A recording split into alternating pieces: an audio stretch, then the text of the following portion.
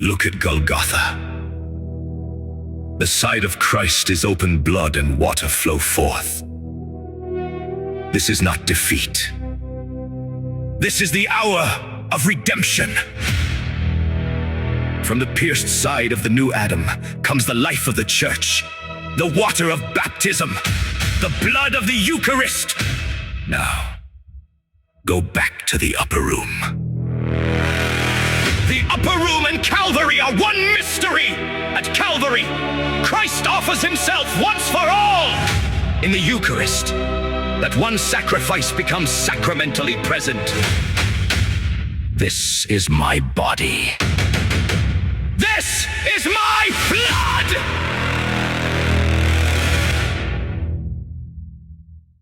ഈശോമിശിഹായെ സ്തുതിയായിരിക്കട്ടെ. പ്രിയപ്പെട്ടവരെ, ദിവ്യകാരുണ്യ വിമോചന പ്രാർത്ഥനാ ശുശ്രൂഷയുടെ 28ാമത്തെ ദിവസത്തിലേക്ക് ഒത്തിരി സന്തോഷത്തോടെ നിങ്ങളെ ഞാൻ സ്വാഗതം ചെയ്യുന്നു. നമ്മൾ ഒരുമിച്ച് നടത്തുന്ന ഈ യാത്ര അനുഗ്രഹീതമായ ഒരു ആത്മീയ ശുശ്രൂഷയായിട്ട് മാറുകയാണ്. നിങ്ങളുടെ പ്രാർത്ഥനകൾ, നിങ്ങളെടുക്കുന്ന അധ്വാനം, നിങ്ങളെടുക്കുന്ന പരിശ്രമം എല്ലാം കർത്താവിൻ്റെ സന്നിധിയിൽ ഒരുപാട് വിലയുള്ളതായിട്ട് മാറും.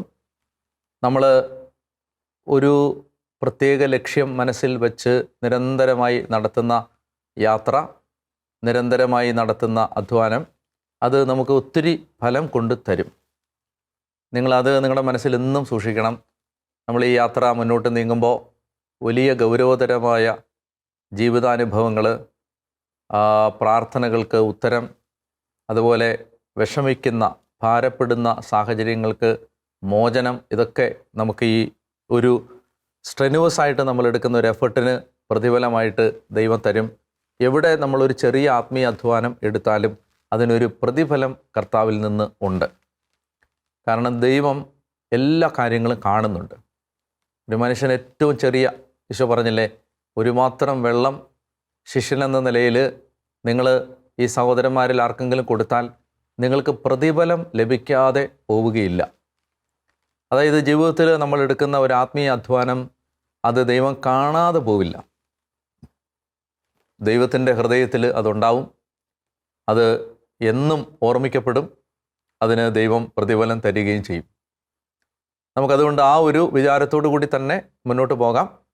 28ാമത്തെ ദിവസത്തെ ചിന്തയ്ക്കായിട്ട് ഞാൻ എടുക്കുന്നത് യോഹന്നാൻ 15 ഈശോ പറയുന്ന ചില വാക്യങ്ങളാണ്. മുൻപ് ഒരു എപ്പിസോഡിൽ ഞാൻ സൂചിപ്പിച്ചിരുന്നു, യോഹന്നാൻ്റെ സുവിശേഷം 13, 14, 15, 16, 17 ഒറ്റ രാത്രിയിൽ ഈശോ നടത്തിയ പ്രഭാഷണമാണ്. 13 മുതൽ 17 വരെ അധ്യായങ്ങൾ ഒരു രാത്രിയിൽ യേശു ശിഷ്യന്മാരോട് സംസാരിക്കുന്നതാണ്. ആ രാത്രി വളരെ വ്യത്യസ്തതയുള്ള ഒരു രാത്രിയായിരുന്നു. ആ രാത്രി യേശു കുർബാന സ്ഥാപിച്ച രാത്രിയാണ്. ഇന്നത്തെ ഭാഷയിൽ പറഞ്ഞാൽ ഒരു കുർബാനയ്ക്കിടയ്ക്ക് പുരോഹിതൻ നടത്തിയ പ്രസംഗം പോലെ തൻ്റെ മാളികമുറിയിൽ വെച്ച് താൻ നടത്തിയ അന്ത്യത്താഴ മേശയിൽ വെച്ചും തുടർന്ന് ഗത്സമൻ തോട്ടത്തിലേക്കുള്ള യാത്രയിലും ആ രാത്രിയിൽ ഒരു കുർബാന മധ്യേ യേശു നടത്തിയ പ്രസംഗമാണ് യോഹന്നാൻ 13 മുതൽ 17 വരെ അധ്യായങ്ങൾ. അതുകൊണ്ട് ഈ അധ്യായങ്ങൾ വായിക്കുമ്പോൾ നമുക്കത് മനസ്സിലാകണമെങ്കിൽ ഇത് കുർബാനയ്ക്കിടയ്ക്ക് നടന്ന ഒരു പ്രസംഗമാണെന്ന് നമ്മൾ കാണണം. ദിവ്യകാരുണ്യത്തിൻ്റെ അണ്ടർടോൺസ്, അതിൻ്റെ ആന്തരിക ധാരകൾ നമുക്ക് ഈ വചനങ്ങളിലെല്ലാം കാണാൻ പറ്റും.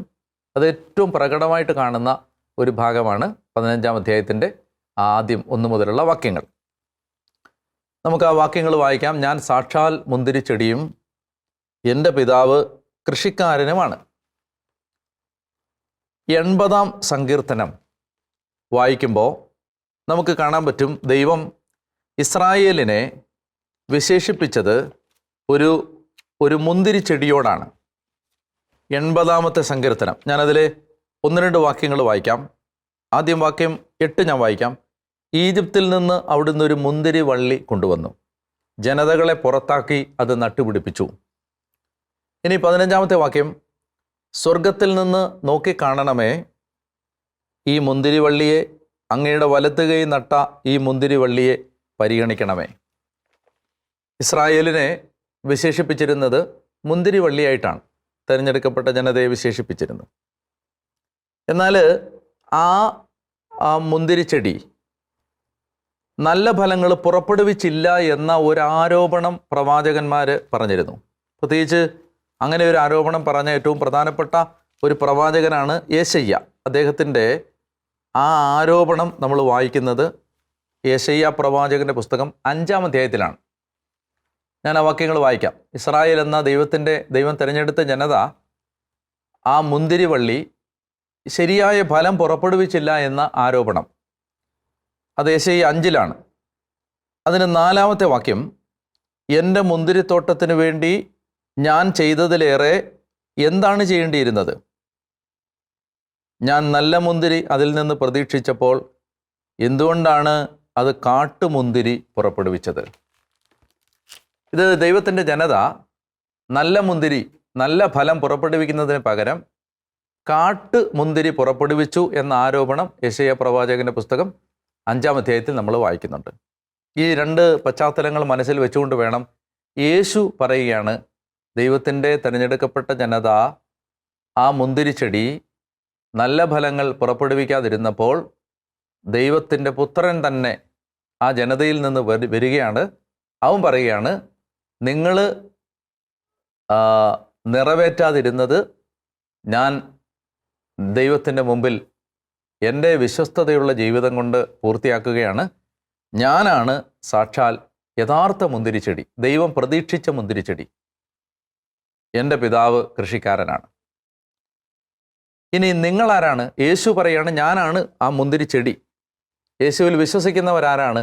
നിങ്ങൾ എൻ്റെ ശാഖകളാണ്. You are the branches.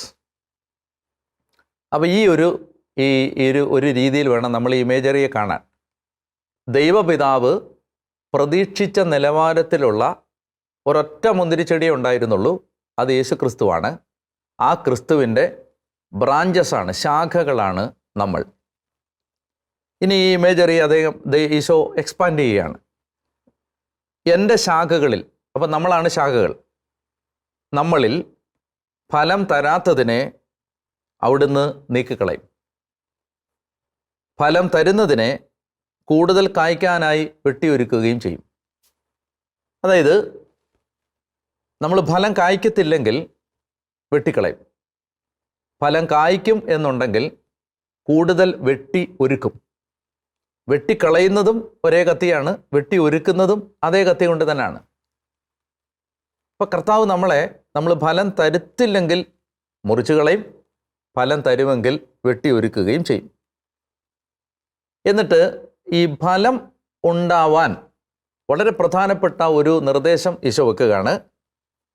നിങ്ങൾ എന്നിൽ വസിക്കുവിൻ, ഞാൻ നിങ്ങളിലും വസിക്കും.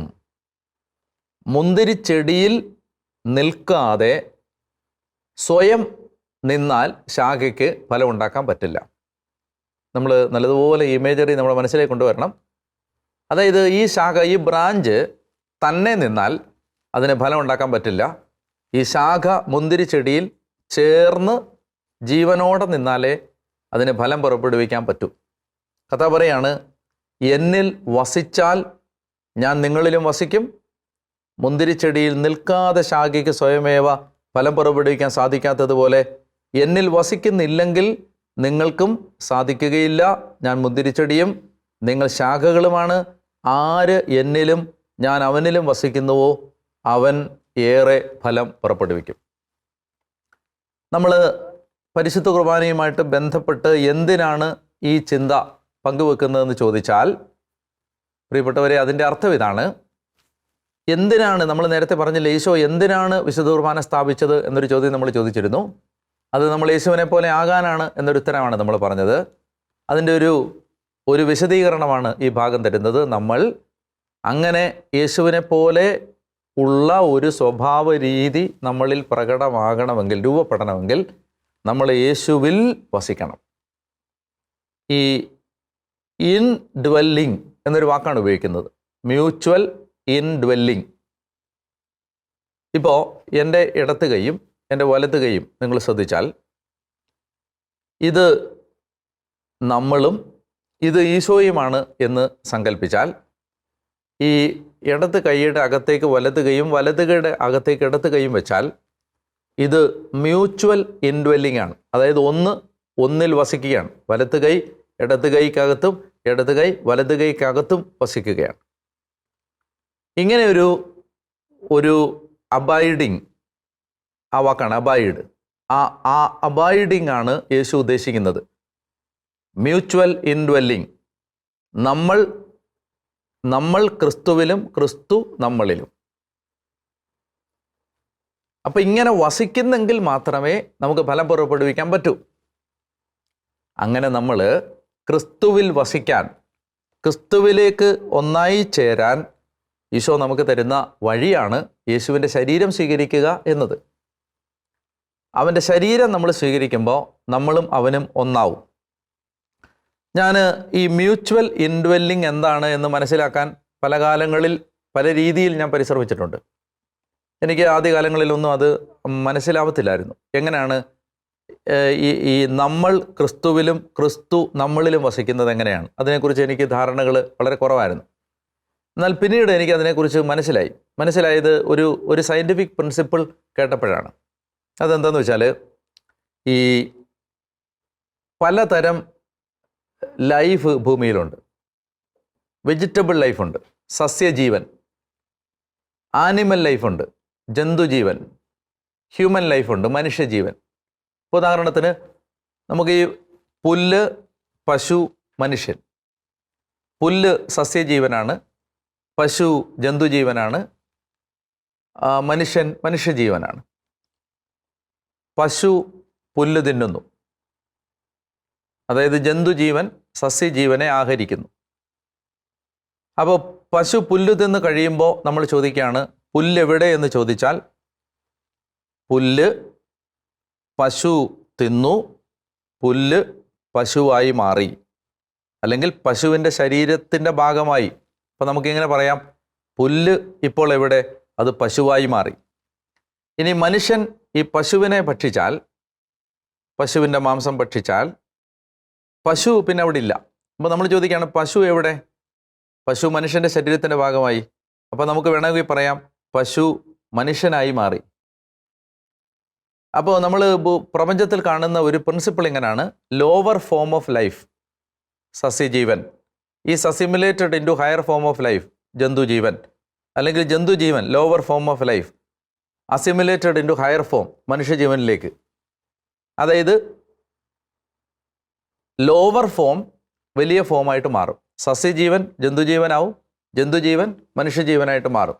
ഇത് ഭക്ഷിക്കുമ്പോൾ, പശു പുല്ല് തിന്നുമ്പോൾ പുല്ല് പശുവിൻ്റെ ശരീരത്തിൻ്റെ ഭാഗമായി, മനുഷ്യൻ പശുവിനെ തിന്നുമ്പോൾ പശു മനുഷ്യൻ്റെ ശരീരത്തിൻ്റെ ഭാഗമായി. പ്രിൻസിപ്പിൾ ഇതാണ്: lower form of life is assimilated into higher form of life.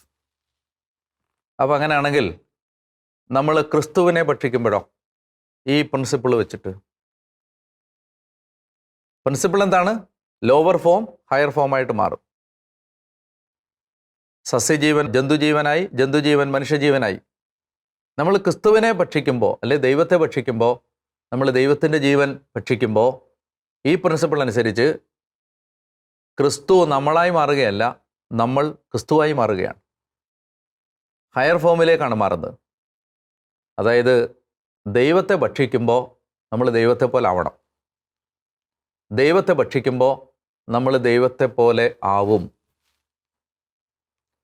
ഈ ഒരു കാഴ്ചപ്പാടിലാണ് ക്രിസ്തു നമ്മളിലും നമ്മൾ ക്രിസ്തുവിലും. നമ്മളാണ് യേശുവിനെ ഭക്ഷിക്കുന്നത്, പക്ഷെ നമ്മളപ്പോൾ യേശുവിലാവുകയാണ്. യേശു നമ്മളിലും ആവുന്നു, നമ്മുടെ ഉള്ളിലേക്ക് വരുന്നു, നമ്മൾ യേശുവിലും ആകുന്നു. അത് വിശദീകരിക്കാനാണ് ഞാൻ നേരത്തെ ആ നാച്ചുറൽ വേൾഡിലെ ഒരു പ്രിൻസിപ്പിള് ചൂണ്ടിക്കാണിച്ചത്. ഞാൻ പറയാൻ ശ്രമിക്കുന്നത്, പ്രിയപ്പെട്ടവരെ, കർത്താവ് പറയുകയാണ് ഈ 15-ാം അധ്യായത്തിൽ, നിങ്ങൾ വിശുദ്ധ കുർബാന സ്വീകരിക്കുമ്പോൾ 2 കാര്യങ്ങൾ നടക്കും. ഞാൻ നിങ്ങളിൽ വരും, നിങ്ങൾ എന്നിലും വരും. അങ്ങനെ നിങ്ങൾ എന്നിൽ വസിക്കും. നിങ്ങൾ എന്നിൽ വസിക്കുമ്പോൾ ധാരാളം ഫലം പുറപ്പെടുവിക്കും. മുന്തിരിച്ചെടിയിൽ ശാഖ വസിക്കുമ്പോൾ ധാരാളം ഫലം പുറപ്പെടുവിക്കും. നമ്മൾ ക്രിസ്തുവിനെ ഭക്ഷിക്കുക, ദിവ്യകാരുണ്യം ഭക്ഷിക്കുക എന്ന് പറയുമ്പോൾ ഇത് ശരീരത്തിൽ ഒരു ഭക്ഷണം മാത്രമല്ല. നമ്മളത് വചന ശുശ്രൂഷയും അപ്പം മുറിക്കൽ ശുശ്രൂഷയും ഒക്കെ പിന്നീട് പറയുമ്പോൾ അതിനെക്കുറിച്ച് ഞാൻ പറയാം. നമ്മൾ യഥാർത്ഥത്തിൽ ക്രിസ്തുവിൻ്റെ കാഴ്ചപ്പാടുകളാണ് ഭക്ഷിക്കുന്നത്, ക്രിസ്തുവിൻ്റെ അവബോധമാണ് ഭക്ഷിക്കുന്നത്. എന്താ ഭക്ഷിക്കുന്നത്? ക്രിസ്തുവിനെ ഭക്ഷിക്കുക എന്ന് പറഞ്ഞാൽ, ക്രിസ്തുവിൻ്റെ ശരീരം ഭക്ഷിക്കുക എന്ന് പറഞ്ഞാൽ ആ ശരീരത്തിൻ്റെ ഭാഗമാണ് അവൻ്റെ ബ്രെയിൻ, അവൻ്റെ ചിന്ത. ആ ശരീരത്തിൻ്റെ ഭാഗമാണ് അവൻ്റെ ഇമോഷൻസ്, അവൻ്റെ വികാരങ്ങൾ. ആ ശരീരത്തിൽ എന്തെല്ലാം ഉണ്ടോ അത് മുഴുവൻ നമ്മുടെ ഭാഗമാവണം. എന്ന് വെച്ചാൽ അവൻ ചിന്തിച്ച പോലെ നമ്മൾ ചിന്തിക്കണം, അവന് ഉണ്ടായതുപോലെയുള്ള ആ സഹാനുഭൂതിയും എല്ലാ നല്ല വികാരങ്ങളുടെ ഏറ്റവും നല്ല രൂപങ്ങളും നമ്മളിൽ ആവിഷ്കരിക്കപ്പെടണം. അപ്പോൾ അതിന് നമ്മൾ ക്രിസ്തുവിനെ ഹൃദയത്തിൽ ധ്യാനിക്കുകയും ശരീരത്തിൽ ഭക്ഷിക്കുകയും വേണം. ഇത് രണ്ട്, ഈ ഭക്ഷിക്കുക എന്ന് പറയുമ്പോൾ ഇത് രണ്ടും അതിനകത്ത് വരുന്നുണ്ട്. നമ്മൾ നാവിൽ ദിവ്യകാരുണ്യ അപ്പം സ്വീകരിക്കുക മാത്രമല്ല, അതിനു മുമ്പ് നമ്മൾ ഈ കർത്താവ് എന്താണ് എന്ന് നമ്മുടെ ഹൃദയത്തിൽ ധ്യാനിക്കണം. യേശുക്രിസ്തുവിൻ്റെ ശൈലി അനുകരിക്കണം. ഇവിടെയാണ് ഈ വചന വായനയൊക്കെ വളരെ ഇമ്പോർട്ടൻ്റായി മാറുന്നത്. ദൈവവചനം ദഹിക്കാത്ത ഒരാൾക്ക് ക്രിസ്തുവിൻ്റെ ശരീരം ദഹിക്കില്ല. ഈ വചനം ദഹിച്ചവർക്കേ ദിവ്യകാരുണ്യം ദഹിക്കൂ. അല്ലെങ്കിൽ ദിവ്യകാരുണ്യം ഫലം പുറപ്പെടുവിക്കുന്നത് ക്രിസ്തുവിനെ അവബോധത്തിൽ ഏറ്റെടുത്തവർക്കാണ്. അപ്പോൾ മുന്തിരിച്ചെടിയിൽ നിൽക്കാതെ ശാഖയ്ക്ക് സ്വയമേവ ഫലം പുറപ്പെടുവിക്കാൻ സാധിക്കാത്തതുപോലെ എന്നിൽ വസിക്കുന്നില്ലെങ്കിൽ നിങ്ങൾക്കും സാധിക്കില്ല. ഞാൻ മുന്തിരിച്ചെടിയും നിങ്ങൾ ശാഖകളുമാണ്. ആരെന്നിലും ഞാൻ അവനിലും വസിക്കുന്നുവോ അവനേറെ ഫലം പുറപ്പെടുവിക്കുന്നു. എന്നെ കൂടാതെ നിങ്ങൾക്ക് ഒന്നും ചെയ്യാൻ കഴിയില്ല. എന്നിൽ വസിക്കാത്തവൻ മുറിച്ച ശാഖ പോലെ പുറത്തെറിയപ്പെടുകയും ഉണങ്ങിപ്പോവുകയും ചെയ്യും. അത്തരം കമ്പുകൾ ശേഖരിച്ച് തീയിലിട്ട് കത്തിച്ചു കളയും. നിങ്ങൾ എന്നിൽ വസിക്കുകയും എൻ്റെ വാക്കുകൾ നിങ്ങളിൽ നിലനിൽക്കുകയും ചെയ്യുന്നെങ്കിൽ ഇഷ്ടമുള്ളത് ചോദിച്ചു കൊള്ളുക, നിങ്ങൾക്ക് ലഭിക്കും. നമ്മൾ ഈ ചിന്തകൾ പറയുമ്പോൾ പ്രിയപ്പെട്ടവരെ, നമ്മൾ ഓരോ ദിവസവും കുർബാനയ്ക്ക് പോകുമ്പോൾ നമ്മുടെ ഉള്ളിലെന്നും ഈ ചിന്ത മനസ്സിൽ നമ്മൾ വെക്കണം. ഞാൻ ക്രിസ്തുവിനെ സ്വീകരിക്കുമ്പോൾ ഞാൻ അവനിൽ വസിക്കുകയാണ്. ഞാൻ അവനിൽ വസിക്കുമ്പോഴാണ് എനിക്ക് ഫലം പുറപ്പെടുവിക്കാൻ കഴിയുന്നത്. ഒരു മുന്തിരിച്ചെടി, അനേകം ശാഖകൾ. നമ്മൾ ഒറ്റ ശരീരമായി മാറി, ഒരു ജീവനായി മാറി, നമ്മുടെ ജീവനും അവൻ്റെ ജീവനും ഒരുപോലെയായി മാറി, അങ്ങനെ ഒരു ലയനമാണ് ഇവിടെ സംഭവിക്കുന്നത്. അപ്പോൾ ക്രിസ്തുവിനോട് അങ്ങനെ ഒന്നായി മാറാൻ നമ്മളെ സഹായിക്കുന്ന പരിശുദ്ധ കുർബാന എന്ന കൂദാശയാണിത്. അപ്പോൾ ഈ ദിവ്യകാരുണ്യത്തിൽ അത്രയും ആഴമായ, നമ്മളത് പലപ്പോഴും തിരിച്ചറിയുന്നില്ലെങ്കിലും, പിന്നെ ഒരു കാര്യം കൂടെ ഞാനിത് പറഞ്ഞു തീർക്കും മുമ്പ് ഒരു കാര്യം കൂടെ പറയാം. എനിക്ക് ഒരിക്കൽ ഒരു വെളിപാട് പോലെ എനിക്ക് മനസ്സിലായ ഒരു കാര്യം, നമുക്ക് ഈ കാര്യങ്ങളെല്ലാം ഒരുപക്ഷെ നമ്മൾ കുർബാന അർപ്പിക്കുമ്പോൾ ഓർക്കണമെന്നില്ല. ഇങ്ങനെയുള്ള എല്ലാ കാര്യങ്ങളും നമ്മൾ ചിന്തിക്കണമെന്നൊന്നും നിർബന്ധമൊന്നുമില്ല. പക്ഷെ ഒരിക്കൽ കർത്താവിനോട് പറഞ്ഞു, അതായത് ഈ കാര്യങ്ങളെല്ലാം നീ ഓർക്കുന്നില്ലെങ്കിലും അറിയുന്നില്ലെങ്കിലും അത് ദൈവത്തിനും അറിയാം, പിശാചിനും അറിയാം. ദൈവത്തിനും അറിയാം, പിശാചിനും അറിയാം. അതായത് കുർബാനയിൽ നമ്മൾ പങ്കെടുക്കുമ്പോൾ, ഇപ്പം ഞാൻ ഈ പറഞ്ഞ എല്ലാ കാര്യങ്ങളും നിങ്ങളുടെ മനസ്സിലൊന്നും വന്നില്ലെങ്കിലും നമ്മൾ ഈ കുർബാനയെ സംബന്ധിക്കുമ്പോൾ ഇതെല്ലാമാണ് നടക്കുന്നതെന്ന് കർത്താവിനും അറിയാം, പിശാചിനും അറിയാം. അപ്പം അതുകൊണ്ട് ആ ഒരു സമർപ്പണം നമുക്ക് ഈ നമ്മൾ ദിവ്യാനത്തോട് നടത്തുന്ന ആ സമർപ്പണം, ആ സ്നേഹം, ആ അറ്റാച്ച്മെൻറ്റ് വലിയ ഫലങ്ങൾ നമ്മുടെ ജീവിതത്തിൽ ഉണ്ടാക്കും. അതിന് നമുക്ക് കൂടുതൽ കൃപ കിട്ടട്ടെ എന്ന് ഞാൻ പ്രത്യേകം പ്രാർത്ഥിക്കുന്നു. നമുക്ക് ഈ ദിവ്യകാരുണ്യ ശരീരത്തോട് ചേർന്ന് നമ്മൾ ജീവിക്കുന്ന, അല്ലെങ്കിൽ ഈ നടത്തുന്ന യാത്ര നടത്തിക്കൊണ്ടിരിക്കുമ്പോൾ നമ്മൾ നമ്മുടെ ജീവിതത്തിൽ ഏറ്റെടുക്കേണ്ട ഒരു വളരെ പ്രധാനപ്പെട്ട ഒരു പുണ്യമാണ് ഈ സഹാനുഭൂതി, അനുകമ്പ എന്ന് വെച്ചാൽ കമ്പാഷൻ.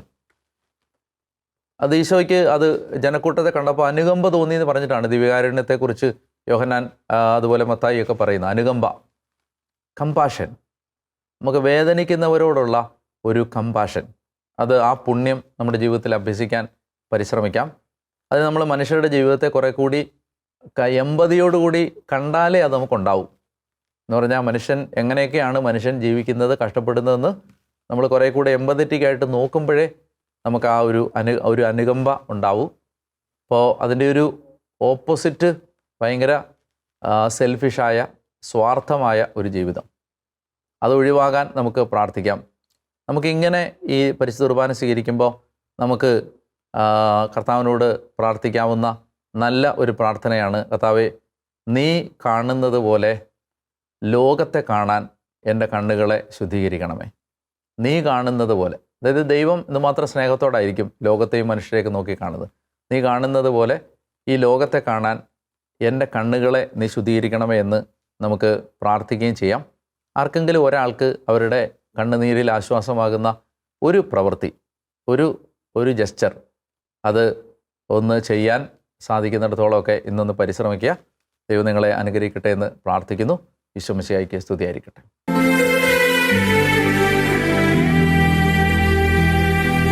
പരിശുദ്ധ പരമദിവ്യകാരുണ്യേശോയ്ക്ക് നേരവും ആരാധനയും സ്തുതിയും പുകഴ്ചയും ഉണ്ടായിരിക്കട്ടെ. നല്ല കർത്താവെ, അങ്ങേ ഒരിക്കൽ കൂടി ആരാധിക്കാൻ തന്ന കൃപകൾക്കായിട്ട് അങ്ങേ സ്തുതിക്കുന്നു. ദൈവമായ കർത്താവെ, ഞങ്ങൾ ഇന്ന് ദിവ്യകാരുണ്യ പ്രാർത്ഥനയുമായി കർത്താവെ ഈ ദിവസം ഒരുമിച്ച് കൂടുമ്പോൾ, പരിശുദ്ധ കുർബാനയുടെ മുമ്പിൽ നിൽക്കുമ്പോൾ, കർത്താവെ, അങ്ങ് മുന്തിരിച്ചെടിയാണ്, ഞങ്ങൾ ശാഖകളാണ്. ഞങ്ങൾ അങ്ങയിൽ വസിക്കാതെ ഫലം പുറപ്പെടുവിക്കാൻ ഞങ്ങൾക്ക് കഴിയില്ല. മുറിച്ച ശാഖ പോലെ ഞങ്ങൾ എറിയപ്പെടേണ്ടി വരും. കർത്താവെ, ഞങ്ങൾ അങ്ങയിൽ വസിച്ചാൽ ധാരാളം ഫലം പുറപ്പെടുവിക്കും. പിതാവ് സന്തോഷിക്കും. കർത്താവിൻ്റെ നാമം മഹത്വപ്പെടും. അനേകർ യേശുവിനെ അറിയാനിടയാവും. കർത്താവെ, ഞങ്ങൾ അങ്ങയിൽ വസിക്കാൻ, ഞങ്ങൾ അങ്ങയോട് ചേർന്ന് ജീവിക്കാൻ, ഞങ്ങൾ അങ്ങയുടെ അവബോധം ഭക്ഷിക്കാൻ, ഞങ്ങൾ അങ്ങയെ ധ്യാനിക്കാൻ, ഞങ്ങളുടെ മുൻപിലും പിൻപിലും ഇടത്തും വലത്തും എപ്പോഴും എല്ലാ വശത്തും അങ്ങയെ കാണാൻ കർത്താവെ ഞങ്ങളെ അവിടുന്ന് സഹായിക്കണം എന്ന് പ്രാർത്ഥിക്കുന്നു. ഈ പ്രാർത്ഥനയിൽ ഞങ്ങളോടൊപ്പം ചേരുന്ന ഓരോ കുടുംബത്തെയും അനുഗ്രഹിക്കണമേ. ഈശോയോട് ചേർന്ന് ജീവിക്കാനുള്ള കൃപ. യേശുക്രിസ്തുവിനോട് ഐക്യപ്പെടുന്നവർക്ക് ശിക്ഷാവിധിയില്ല. കർത്താവ്, യേശുക്രിസ്തുവിനോട് ഐക്യപ്പെടുന്നവരെ പിശാച് തൊടുകയില്ല. സാത്താൻ അവകാശമില്ല. യേശുവിൻ്റെ രക്തത്താൽ പാപത്തിൽ നിന്ന് മോചനം, ശാപത്തിൽ നിന്ന് മോചനം, പൈശാചിക ശക്തികളിൽ നിന്ന് മോചനം, എല്ലാ അടിമപ്പെടുത്തുന്ന ശക്തികളിൽ നിന്നും ഞങ്ങൾക്ക് സ്വാതന്ത്ര്യം. അത് ഞങ്ങൾ നേടാൻ നല്ല കർത്താവ് അങ്ങയോട് ചേർന്ന് ജീവിക്കാനുള്ള കൃപ ഞങ്ങൾക്ക് തരണമെന്ന് പ്രാർത്ഥിക്കുന്നു. ഞങ്ങൾ കർത്താവെ ശരീരത്തിലോ മനസ്സിലോ ആത്മാവിലോ അങ്ങിൽ നിന്ന് വേർപെട്ടു പോകുമ്പോഴെല്ലാം ഞങ്ങളെ അങ്ങയിലേക്ക് തിരിക്കണമേ. ഞങ്ങൾ ഒരിക്കലും അങ്ങിൽ നിന്ന് അകന്നു പോകാൻ ഇടയാവരുതേ. അങ്ങൊരു ദൗർഭാഗ്യത്തിൽ ഉൾപ്പെടാൻ ഞങ്ങളുടെ ജീവിതത്തിൽ ഒരവസ്ഥ വരരുത് എന്ന് പ്രാർത്ഥിക്കുന്നു. ഈ മക്കളെല്ലാം കർത്താവ് അനുഗ്രഹിക്കണമേ. ഇവരുടെ എണ്ണിയാലൊടുങ്ങാത്ത പ്രശ്നങ്ങളിൽ കർത്താവിനെ കടന്നു വരണമേ. ഈ പ്രാർത്ഥനാ ദിവസങ്ങൾ ജീവിതത്തെ മാറ്റിമറിക്കുന്ന അനുഗ്രഹങ്ങൾ കിട്ടുന്ന ദിവസങ്ങളാക്കി മാറ്റണമെന്നും പ്രാർത്ഥിക്കുന്നു. പ്രിയപ്പെട്ടവരെ, ഈ പ്രാർത്ഥനകളോടെ നമുക്ക് കർത്താവിൽ നിന്ന് ആശീർവാദം സ്വീകരിക്കാം.